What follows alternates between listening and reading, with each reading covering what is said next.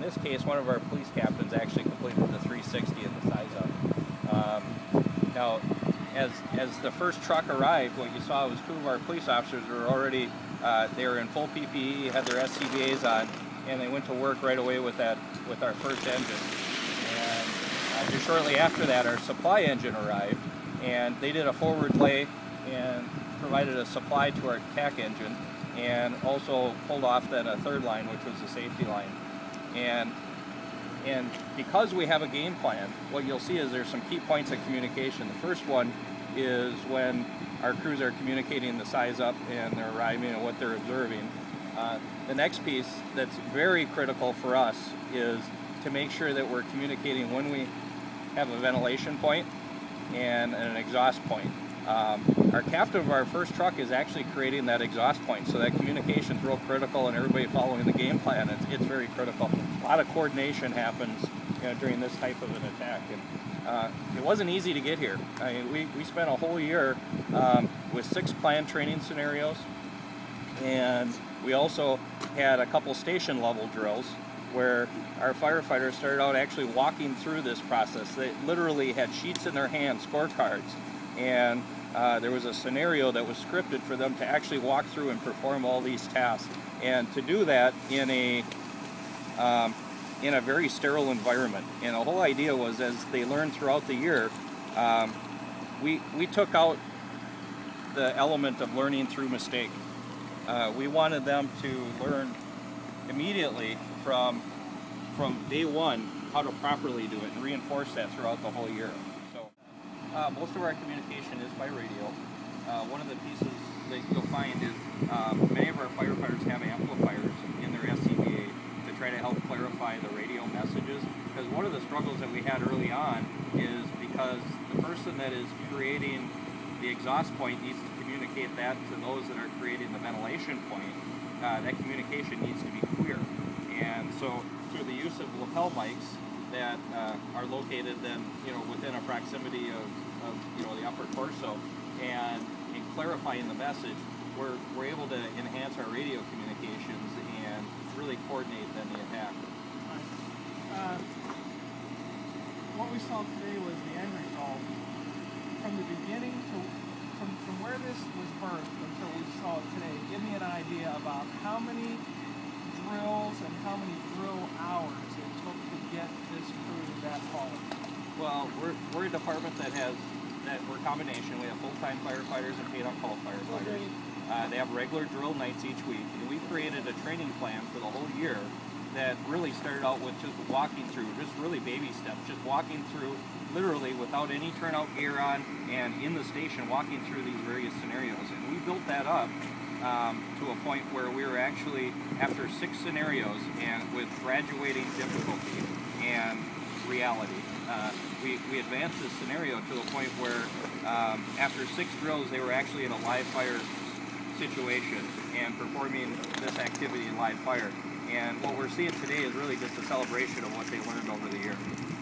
This was their chance to be able to show other departments, our neighbors, what our tactics are, and just be able to share what's worked for us over the last year. Okay, so you invited some other departments not only to be the evaluator, but to observe, so that when you use them for mutual aid and they come in, they're going to understand tactically how you guys are doing what you're doing. Yeah, we share 2 things. One, we're sharing our learning principles on how we got to this point, as I just explained, kind of the crawl, walk, run sort of idea. But that also we wanted to be familiar with our tactics for either when we support them or they support us. And what we've experienced so far, because we have had a number of fires, mutual aid fires, where we've called others in to work with us, we're finding that this whole process actually works really well, because it's usually our own crews that are setting up the initial attack, and the other crews then that are either on deck or in a RIT sort of position, that they're able to just kind of work in with our crews that are already working. When you say take a little bit of time, what you're having them do is spend a little bit more time in their size up and evaluation instead of just rushing right in. That's right. Making that, are we going to attack this thing from the outside, do a defensive fire, or are we actually going to go offensive in this fire attack? And then if we are going to commit to doing an offensive fire attack, ensuring that we're set up and committing to firefighter safety first, before we're making that fire attack, meaning that we're properly set up to where we feel that we're safe enough to make this fire attack. Okay, now today you were building in the concepts of positive pressure ventilation, so tell me quickly, how does that work? This is kind of a timing base. It's a very simple concept, and what we're trying to do is we're trying to push all the products of combustion out of the structure first before we're sending firefighters in. So the days of us putting firefighters on the ground where they can't see their hand in front of their face and they're crawling around in the unknowns in there are over for us. We're clearing the structure out of all products of combustion, smoke, superheated gases, pushing that all out, and then putting firefighters in there so they can walk in there and they can visualize whatever they need to do as far as a rescue situation or visualize the fire, and they know exactly where they have to go and then and go and put the fire out. So that's where we're at today, and that's what we're training on.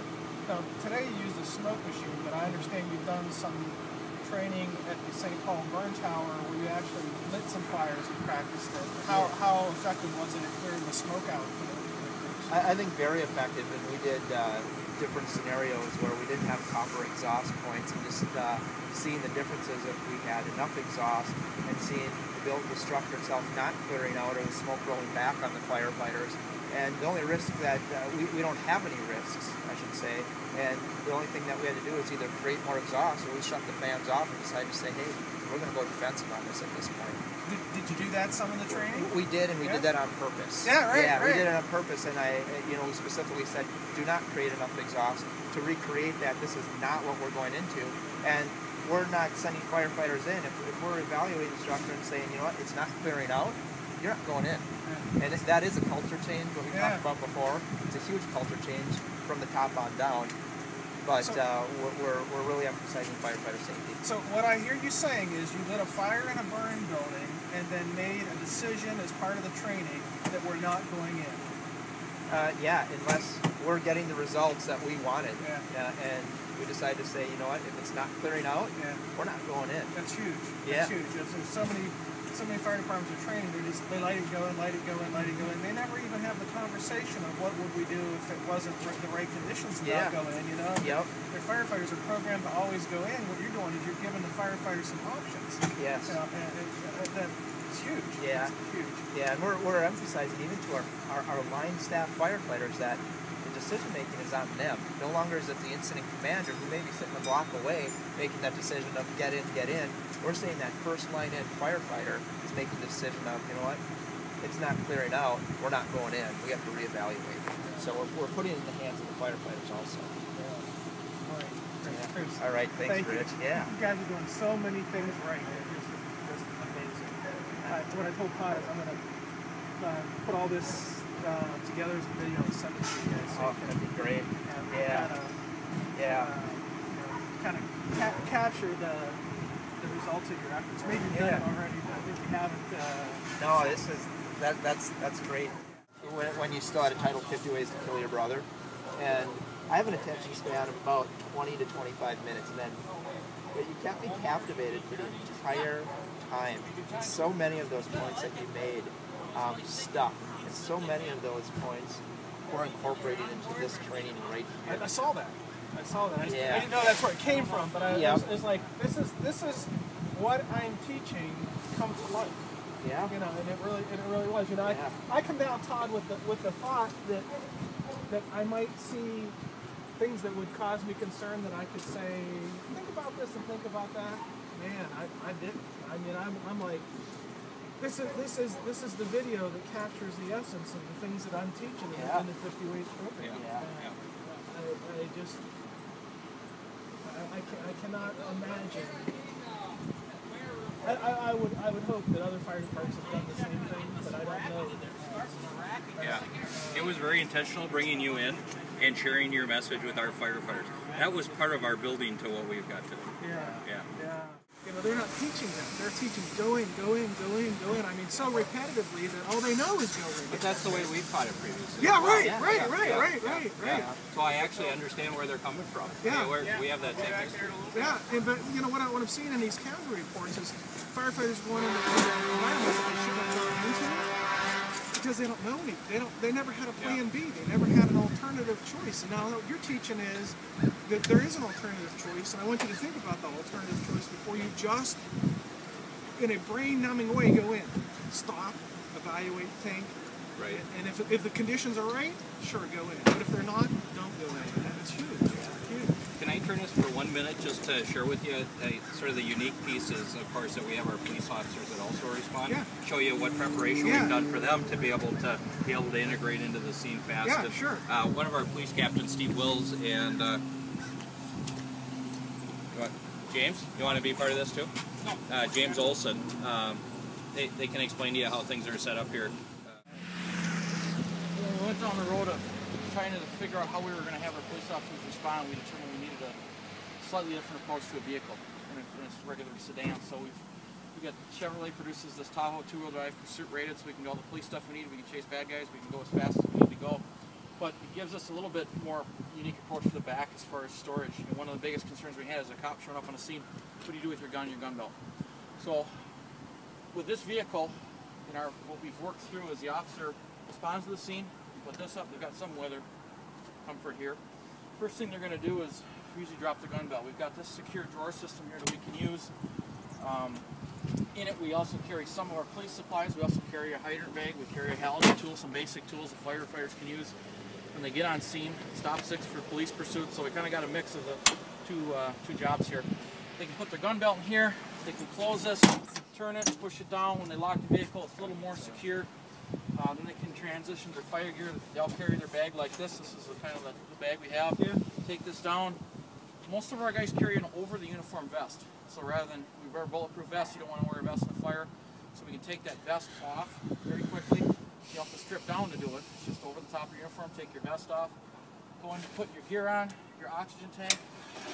Pull this out, rack, secure just like in a fire truck. Drop it, grab it, go, close it up, lock it, and go on to the integration. So this vehicle with the configuration gives us a little better approach to securing gear, being able to carry the right gear, and being able to get at it, access it at night. We got light here for light. So far, this Tahoe applications work pretty good for this. You know, a little more secure environment. In my case, I come in that car sometimes from an administration standpoint, be able to just secure.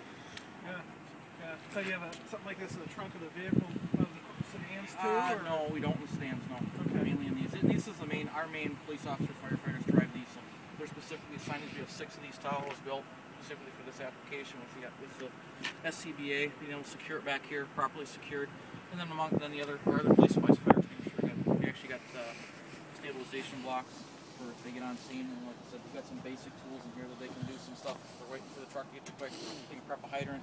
They got a halogen tool. They can get some stuff out and get it ready. Yeah, nice. Nice setup. Thank you. You bet.